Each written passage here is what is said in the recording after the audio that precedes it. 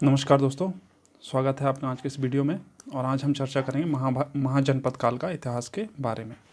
इससे पहले हमने पढ़ा, सबसे पहले जो ऐतिहासिक, प्रागैतिहासिक और अन्य काल के बारे में हमने पढ़ा। फिर हमने पढ़ा सिंधु घाटी सभ्यता।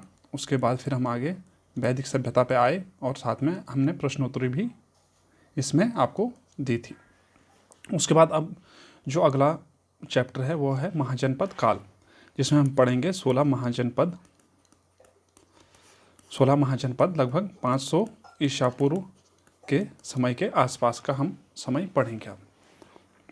तो दोस्तों, जैसे कि हम जानते हैं वैदिक काल हमने पढ़ा था, तो उसमें कुरु, पांचाल जैसे अन्य जो शासक हुआ करते थे और वह उस समय एक गणतंत्र होता था। गणतंत्र से अर्थ है उस समय का, अगर हम आज की गणतंत्र की बात करें तो वह रिपब्लिक है, वह एक अलग अर्थों में। और उस समय की अगर हम बात करें तो वह किस आधार पर होता है मैं आपको बता देता हूँ।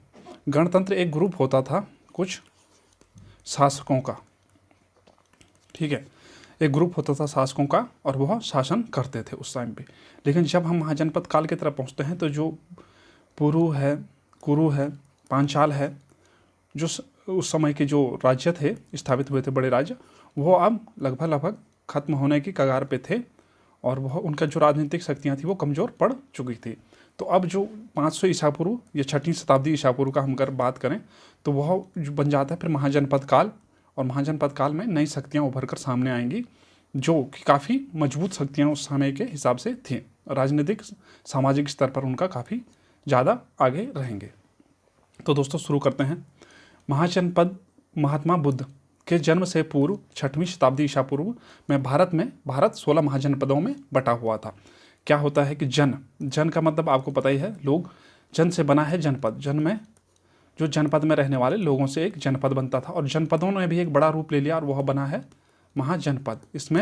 इसके बारे में हमें बौद्ध ग्रंथों, जैन ग्रंथों, जो पाली ग्रंथ थे, उनसे भी हमें काफ़ी जानकारी इसके बारे में मिलती है। साथ में जो पाणिनि के व्याकरण है उससे भी हमें इस बारे में जानकारी मिलती है। तो दोस्तों, और उत्तर वैदिक काल के उत्तरार्ध में जब जनपदों में बदलने लगे और जनपद अब महाजनपदों का रूप लेने लगे थे। आगे बढ़ते हैं। 16 महाजनपदों की जानकारी हमें बौद्ध ग्रंथ अंगुत्तर निकाय से मिलती है। यह आपको पॉइंट नोट कर लेना है। बौद्ध ग्रंथ अंगुत्तर निकाय से हमें 16 महाजनपदों की जानकारी मिलती थी। बौद्ध ग्रंथ किस भाषा में होते थे? तो पाली भाषा में। आगे बढ़ते हैं। 16 महाजनपद मुख्य जो शक्तिशाली महाजनपद थे 16 महाजनपदों में से, जो जिनके राजनीतिक शक्ति काफ़ी ज़्यादा थी, तो वो थे मगध, अवंती, कौशल और वत्स के जो महाजनपद थे यह काफ़ी शक्तिशाली हुआ करते थे। आगे बढ़ते हैं। अगर हम 16 महाजनपदों की अगर हम बात करें तो वह महाजनपद राजधानी और आधुनिक नाम यानी कि जो वर्तमान में जगह हैं उनके बारे में यहाँ पे बताया गया है। तो हम देख लेते हैं। जो अंग देश हुआ करता था उस समय महाजनपद, वह उसकी राजधानी चंपा थी और वह आज का भागलपुर, मुंगेर, बिहार में जो है वह थे। फिर मगध गिरिवराज या फिर राजगृह कहा जाता था। पटना गया जो बिहार में स्थित है, आज के पटना और गया। फिर काशी है वाराणसी उत्तर प्रदेश में। वत्स जो महाजनपद था वह उसकी राजधानी थी कौशाम्बी और प्रयागराज के आसपास, यानी कि जो पहले इलाहाबाद था उसके आसपास के इलाके को क्या कहा जाता था? कौशाम्बी। वो वत्स महाजनपद वहाँ पर स्थित था। वज्जी की अगर हम बात करें तो वैशाली और मिथिला, मुजफ्फरपुर, दरभंगा बिहार में शामिल हैं। कौशल की अगर हम बात करें तो श्रावस्ती, फैजाबाद, गोंडा, बहराइच में। इसी तरह अन्य महाजनपद भी थे, जिनमें से एक जो अशमक है या अशाक भी कहा जाता है, वह दक्षिण भारत में था, दक्षिण भारत में। और जो 2 महाजनपद थे वह कम्बोज और गांधार, यह कहाँ पर थे? ये पाकिस्तान, अफगानिस्तान में शामिल थे पहले। बाकी लगभग मध्य प्रदेश, उत्तर प्रदेश और फिर जो बिहार के इलाके हैं वहीं पर यह राज्य महाजनपद जो थे वह सम्मिलित थे। अगर हम बात करें इंद्रप्रस्थ की, आपने पढ़ा होगा कुरु महाजनपद था। इंद्रप्रस्थ उसकी राजधानी थी और वह दिल्ली, मेरठ, हरियाणा के आसपास में था। आगे हम मैप के हिसाब से भी इसे समझने की कोशिश करते हैं। तो यह देखिए दोस्तों, ये महाजनपद हैं और ये कम्बोज है, ये आपको एरिया यहाँ पे आ ही जाएगा, ठीक है। फिर गांधार है, उसकी राजधानी तक्षशिला हुआ करती थी, तो गांधार भी इस एरिया में, गांधार का जो एरिया है वह ये है। फिर कुरु, मैंने आपको बताया वो हरियाणा, दिल्ली, मेरठ वाला जो इलाका है, कहाँ पर होगा वो, तो वो इसके आसपास वाला इलाका जो होगा। वह कहाँ पर था, ये आपको दिख रहा है। तो आप इसकी तुलना देख लीजिए आप आधुनिक मैप से, जो 16 महाजनपद काल हैं, 16 महाजनपद के जो राज्य हैं, महाजनपद हैं, तो उनको आप देख सकते हैं कि आधुनिक मैप के हिसाब से वो कहाँ कहाँ पर स्थित रहे। असाक वाला जो इलाका है, या असमेक वाला जो इलाका मैंने ये वाला बताया, जिसमें ये वाला इलाका है, इसके आसपास वाला जो इलाका है वह अशमक वाला इलाका था, कृष्णा और गोदावरी के तटों पर वह राज्य बसा हुआ था। उसके बाद फिर अंग देश की आपने, यह है अंग, यहाँ पे ये पश्चिम बंगाल के आसपास का जो इलाका है यहाँ पर है। और फिर उत्तर प्रदेश में थे, और सबसे जो महत्वपूर्ण हमने कौन कौन से बताए थे वो थे अवंती एक था, फिर वत्स, फिर कौशल, और कौन सा था, मगध। तो मगध, यह है मगध है आपका। तो इस तरह आप आधुनिक मैप से भी उनकी तुलना कर सकते हैं कि कहाँ कहाँ पर कौन सा राज्य था, और उससे आपका ज़्यादा थोड़ा समझ में आ जाता है। और यहाँ पे आपको जो मैप में है तो वो नदियाँ भी दी गई हैं, कौन कौन से नदी के किनारे कौन कौन से राज्य या महाजनपद बसे हुए थे। और नदियों के किनारे क्यों बसते थे, क्योंकि वहाँ से जो कृषि के लिए सिंचाई उपयोग हो सकता था, और उसी हिसाब से महाजनपद फिर बसने लग गए थे। आगे बढ़ते हैं। अगर अब सवाल आता है कि कैसे बने, आखिर महाजनपद कैसे बने, ठीक है। तो महाजनपदों की अगर हम बात करें तो लोहे के हथियारों से लैस योद्धा वर्ग, उस समय क्या हुआ, जो 500 ईसा पूर्व का समय है, 600 से 500 के बीच का जो समय है, उस समय क्या हुआ कि जो लोहा था, अब लोहे से परिचित कब होता है, उत्तर वैदिक काल में, जो उत्तर वैदिक काल में लोहे से परिचय होता है, उससे पहले लोहे का परिचय नहीं था मनुष्य के सामने। तो क्या होता है कि जब लोहे का परिचय हुआ, और लोहा जो पूर्वी उत्तर प्रदेश और बिहार वाला जो इलाका है, साथ में जो मालवा वाला इलाका है मध्य प्रदेश में, तो वहाँ पे क्या था, लोहे की बड़ी बड़ी खानें थी। तो क्या होने लगा कि जो लोहा था, लोहे से जो हथियार बनाए जाने लगे, जो लोहार होते थे उस समय, उनका काफ़ी इसमें हाथ माना जाता है कि वह उन्होंने हथियार बनाए, और लोहे से फिर जो योद्धा वर्ग के लोग थे वह लोहे से हथियारों से लैस होने लगे। और उसके साथ में अगर लोहे के हथियार आ गए तो वो उतनी जल्दी टूटते नहीं थे, और आसानी से हम किसी किले को जीत सकते हैं, इस आधार पे कि लड़ाइयाँ लड़ सकते हैं। तो वह फिर जो योद्धा वर्ग था वह काफ़ी ताकतवर होने लगा। उसके बाद नए कृषि उपकरण और औजारों ने उत्पादन को बढ़ावा दिया। अब क्या हुआ कि लोहे से औजार बनाए जाने लगे, उपकरण, कृषि उपकरण बनाए जाने लगे, जैसे कुदाल या फावड़े इस टाइप से उस समय बनाए जाने लगे थे। तो उससे क्या होगा कि खेतों आराम से अब हम खोद सकते हैं लोहे से, और साथ में जो नदियों के आसपास ही सारे जो महाजनपद थे, बड़े बड़े महाजनपद वो बसे हुए थे, तो वहाँ से सिंचाई की व्यवस्था भी अनुकूलित थी उनके आधार पे। तो क्या हुआ कि वहाँ से कृषि में भी उत्पादन क्या है, बढ़ने लग गया। कृषि में जब उत्पादन बढ़ा तो जो कर था, राजस्व कर, वह भी लिया जाने लगा। आखिर होता क्या है, मैं आपको बताता हूँ कि कोई अर्थव्यवस्था कैसे बनती है। तो उसका क्या है, जैसे मान के चलिए आप कोई दुकान खोलते हैं, ठीक है। आपने एक फ़ोन लिया, कोई भी 10,000 रुपये का, मान के चलिए आपने एक फ़ोन लिया है 10,000 रुपये का, और वह जो 10,000 रुपये उसकी जो मार्केट प्राइस है उसका 10,000 रुपये है, और आपको जो मिलता है वह रिटेल प्राइस आपको मिलता है, वह मिलता है आपको मान के चले 9,000 रुपये में आपको वह मोबाइल मिलता है। तो 10,000 रुपये में आपने वह बेचा, आपको लाभ हुआ 1,000 रुपये की। और अब ये जो 1,000 रुपये है अधिशेष आपके पास बच गया है। जब अधिशेष आपके पास बचेगा तो व्यापार कैसे शुरू होगा, क्योंकि 1,000 रुपये आपके पास एक्स्ट्रा हो गया। उसी आधार पे क्या होता था कि जो कृषि होती थी, अब पहले जो कृषि उगाते थे तो वह स्वयं के लिए होता था, उत्पादन स्वयं के लिए करते थे, और स्वयं जितना उगाया उतना ही खाना खा लिया। लेकिन अब क्या होने लगा, जब उपकरण, कृषि के नए उपकरण आ गए, और औजारों, जो नए औजार बन गए, उन्होंने उत्पादन को क्या दिया, बढ़ावा दिया, और अब कृषि सिर्फ खाने के लायक न होकर अधिशेष भी बचने लगे। और जब अधिशेष बचेगा तो फिर एक व्यापार की प्रक्रिया शुरू होगी, ठीक है। अधिशेष की उपलब्धता और राजकुमारों द्वारा लिया गया कर, और फिर जो अधिशेष था उसका कुछ भाग कर के रूप में भी लिया जाने लगा। सुरक्षा के संदर्भ में वह लिया जाने लगा कि हम आपकी सुरक्षा करेंगे और आपको यह अधिशेष हमें देना पड़ेगा। तो इस आधार पे उनको कर लिया जाने लगा। और कर से क्या होगा, धीरे धीरे कर बढ़ता गया, कर नहीं बढ़ा, लेकिन लोग धीरे धीरे उत्पादन जो हो रहा था, लोग बढ़ते गए, तो बहुत सारे खेत भी होते गए, और उनमें से कर का जो कर आना था वह काफ़ी ज़्यादा भी होने लगे। और कर जब ज़्यादा होने लग गया तो फिर जो जनपद थे, फिर सुख सुविधाएं भी उनको मिलने लगी, नई नई चीज़ें बनाए जाने लगी। जैसे मान के चलिए कोई सिंचाई के लिए नहर बना दी या कोई कुछ बना दी, तो इस आधार पे फिर वह बनाए जाने लगी और वहाँ से उत्पादन को और बढ़ावा मिला। उसके बाद जो योद्धा वर्ग थे, तो जो शासक वर्ग थे, उन्होंने भी लोगों को ज़्यादा लोगों को नौकरियां देना शुरू किया, ज़्यादा सेना बढ़ानी शुरू की। ठीक है, तो इस तरह से फिर महाजनपद का रूप लेने लग गया। जो जनपद थे वो महाजनपद का रूप लेने लगे।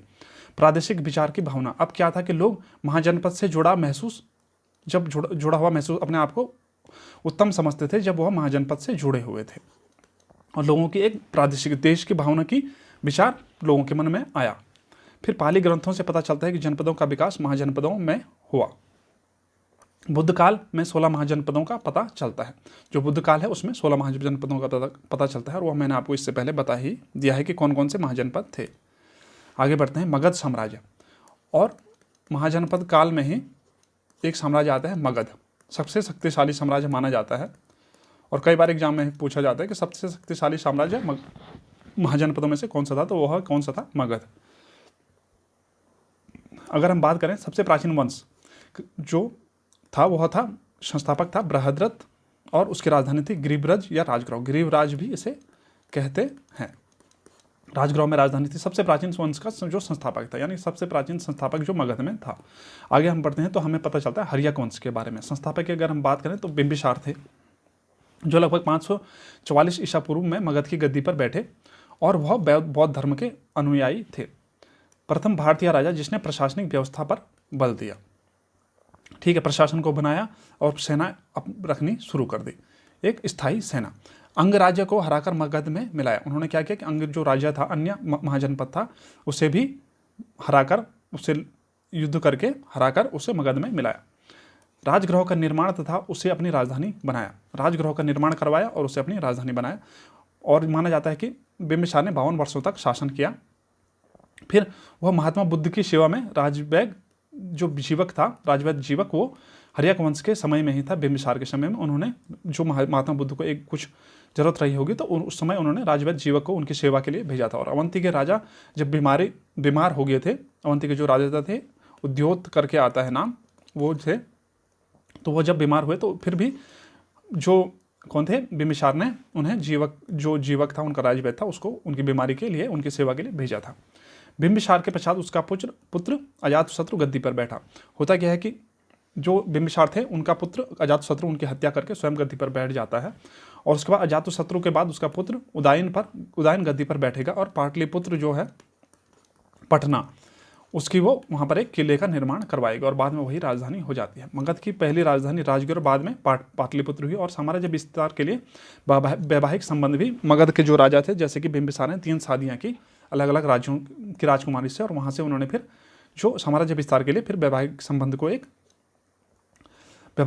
अपनाए, और वहाँ से फिर अपने राज्य में उनको विस्तार किया। आगे बढ़ते हैं, अन्य तथ्यों और अन्य राजवंशों के बारे में अगर हम बताएं तो जो अजातशत्रु थे ने शासन की आक्रामक नीति अपनाई, कौशल लिच्छवी को जीता, और अवंती पर आक्रमण की तैयारी। जो बोला जाता है कि जो हर्यक वंश का चरमोत्कर्ष क्लाइमैक्स था, वह किसके समय में हुआ, वह है अजातशत्रु के समय में। उन्होंने क्योंकि एकदम आक्रामक नीति अपनाते थे और कई राज्यों को भी जीता हुआ था। और साथ में जो अवंती वाला जो राज्य है, और मगध का, आखिर मगध कैसे बना, तो मगध का वही है कि वहाँ पे लोहे की खानें थी, और साथ में जो कोसी, गंडक, सोन नदियाँ हैं, जो गंगा के सहायक नदियाँ हैं, वो भी वहाँ पर उनके तटों के आसपास में उनका शासन था, राज्य था।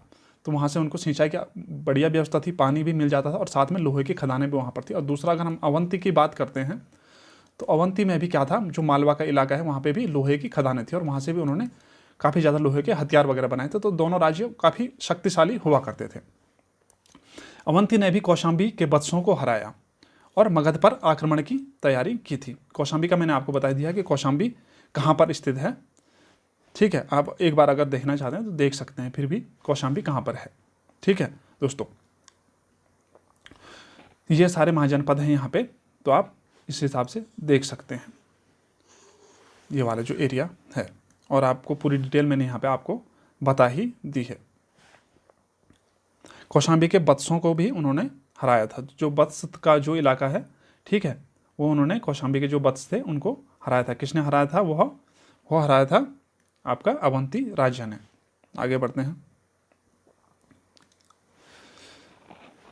उसके बाद उदयन ने पटना पाटलिपुत्र में किले का निर्माण कराया।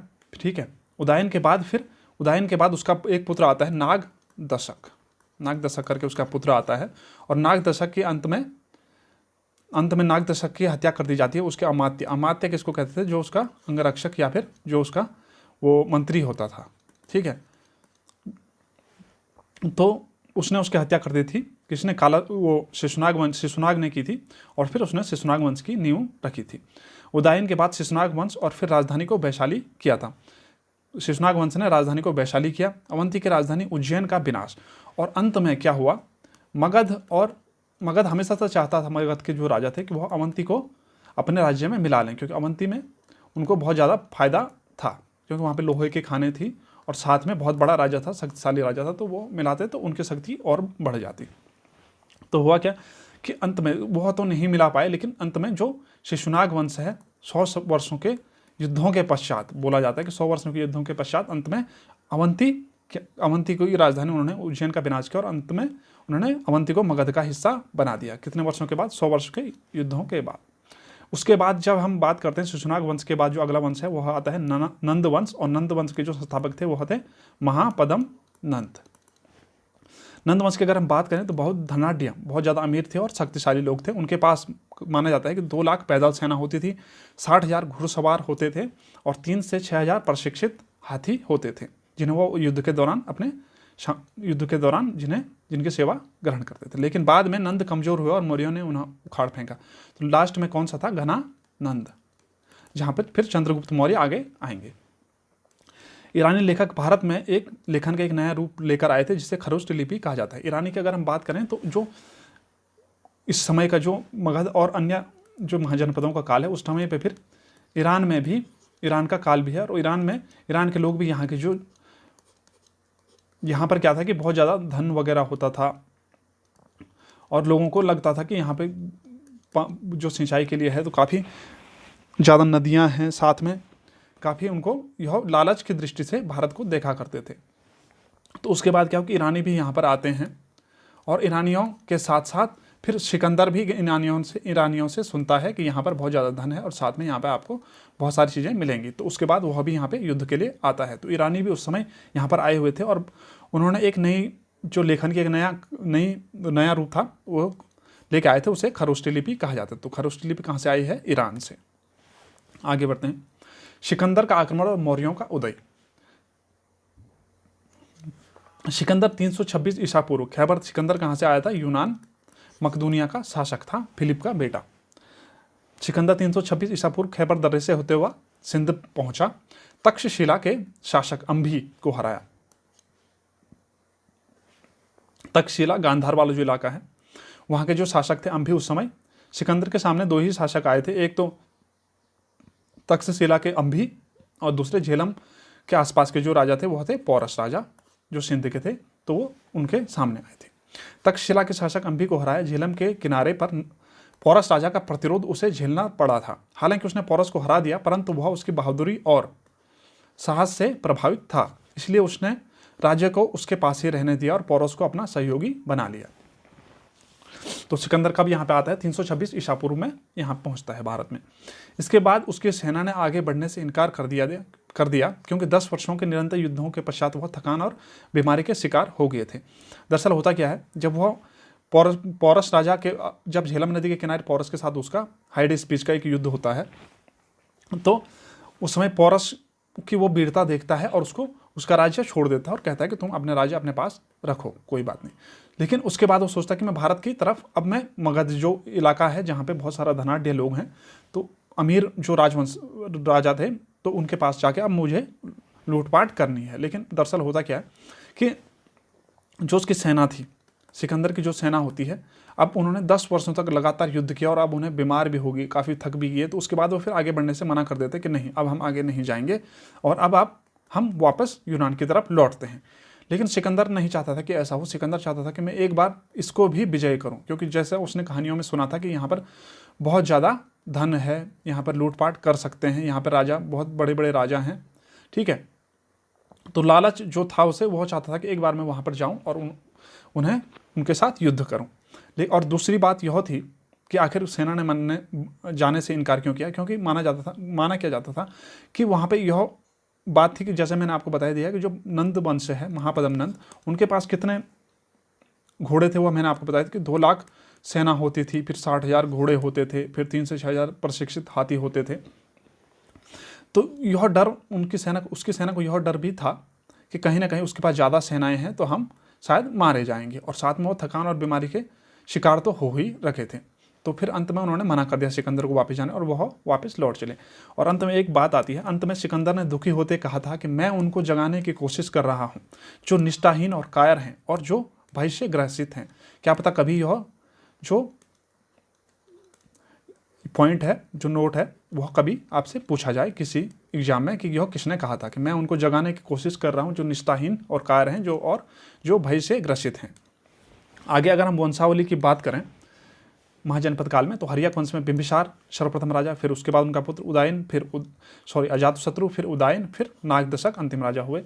फिर शिशुनाग वंश की अगर हम बात करें तो शिशुनाग प्रथम थे, उनकी राजधानी वैशाली थी। फिर कालाशोक ने राजधानी को प्रबंध किया पाटलिपुत्र, और अंतिम राजा थे नंदीवर्मन। कालाशोक से आपको कुछ याद रहना चाहिए। कालाशोक से एक इंपॉर्टेंट है कि दूसरी जो बौद्ध संगति होती है, पहली जो बौद्ध संगति होती है वो अजातशत्रु के समय में होती है, दूसरी बौद्ध संगति कब होती है, कालाशोक के समय में 383 ईसा पूर्व, और पहली 483 ईसा पूर्व। और उसके बाद हम तीसरी जब पढ़ेंगे तो वह फिर अशोक के समय में होती है, और चौथी होती है कनिष्क कुषाण शासक जो है उसके समय में, कुंडलग्राम कश्मीर में। ठीक है, आगे हम बढ़ते हैं वंशावली में। नंदवंश की अगर हम बात करें तो प्रथम जो इनके संस्थापक थे वह महापद्म नंद थे, और अंतिम घनानंद थे, और उसके बाद घनानंद को हराकर फिर चंद्रगुप्त मौर्य आगे आएंगे। साथ में उनके साथ जो विष्णुगुप्त हैं, विष्णुगुप्त, वह भी आगे आएंगे। यानी कि आप विष्णुगुप्त से मतलब है कौटिल्य का, जिन्होंने अर्थशास्त्र लिखी थी। तो फिर चंद्रगुप्त मौर्य अंत में घनानंद को हराकर फिर एक मौर्य वंश की स्थापना करते हैं। तो दोस्तों यह वीडियो यहीं तक थी, जिसमें आपने जाना कि जो महाजनपद काल का समय था वह किस प्रकार से, कैसे जनपद महाजनपदों में बदले, और किस तरह उनका अंत में फिर किस तरह लास्ट में फिर चंद्रगुप्त मौर्य आगे आएंगे। तो चंद्रगुप्त मौर्य किसको हराते हैं, घनानंद को, ये आपने याद रखना है। और एग्जाम के पॉइंट ऑफ व्यू से आप इतने ही ज़्यादा पॉइंट आपको याद रखने, क्योंकि अगर हम बात करेंगे महाजनपद की तो बहुत बड़ा चैप्टर है, और हर पॉइंट यहाँ पे हम थोड़ा सा बस आप जो एग्जाम के लिए इंपॉर्टेंट है वह आपको वही पॉइंट हम करा रहे हैं, तो वो आपको याद रखने हैं। और साथ में इसके बाद हम इससे रिलेटेड महाजनपद काल से रिलेटेड जो भी है हम क्वेश्चन आंसर को लेके आएंगे, और फिर क्वेश्चन आंसर से आपको थोड़ा सा और आपकी जानकारी बढ़ेगी, जिसमें जो प्रीवियस ईयर के क्वेश्चन हैं वह भी हम यहाँ पर कराएंगे।